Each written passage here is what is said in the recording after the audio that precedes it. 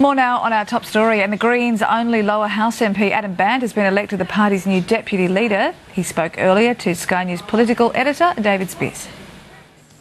Adam Bandt, thanks for your time and congratulations on your success now as Deputy Leader of the Greens. Did you wake up this morning thinking this might be the title you'd hold at the end of the day? No, not at all. We had a full party room agenda, and I'd spent last night and this morning studiously going through all the papers and working out my position on everything, and no one quite expected what was going to happen today, I don't think. Well, on Bob Brown, I mean, it was a surprise to everyone. How significant is it for the Greens? What's it going to mean for the party, do you think?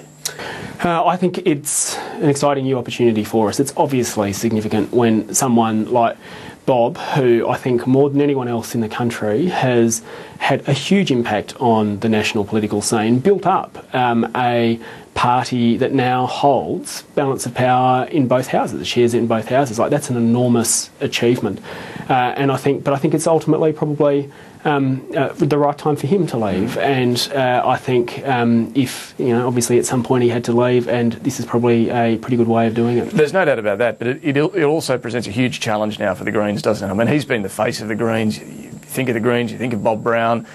Without him there, it's going to be a very tough task, isn't it? Well, one of the things that attracts people to the Greens, and the reason why our vote is growing, is that people know what we stand for, and that's probably unlike the other old parties at the moment. And I think because we have such a core set of values, and people know that we'll stand up, push for things, that we won't be extreme about it, that we'll be reasonable, but then nonetheless we're not going to compromise on our core values. That's what I think attracts people. And of course there's no doubt that Bob has been an exceptional politician and has been very able to go and help get that message out. Now it's up to us. Now, on the deputy leadership, you haven't been in the parliament as long as some of your colleagues. What made you think that you should have that role?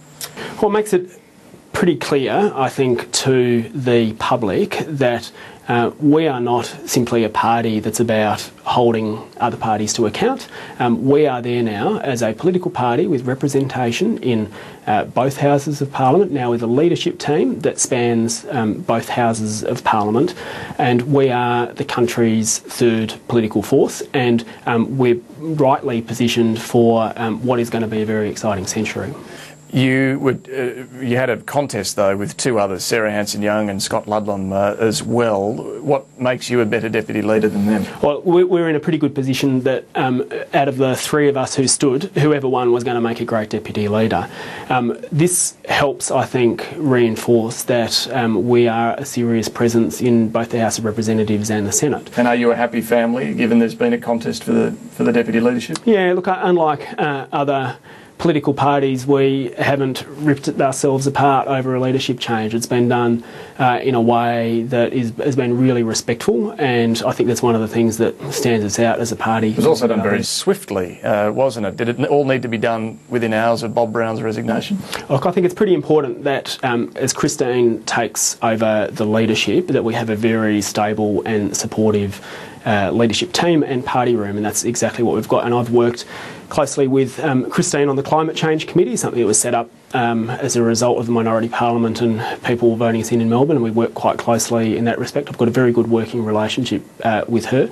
I think she's going to be an amazing leader. I think that obviously over the next little while there will be all the speculation about what does this mean for the Greens and so on, and part of my role is to give her rock solid support as she grows into the leadership role. She did talk, just finally, she did talk about wanting to broaden the appeal of the Greens in country areas and with business community as well.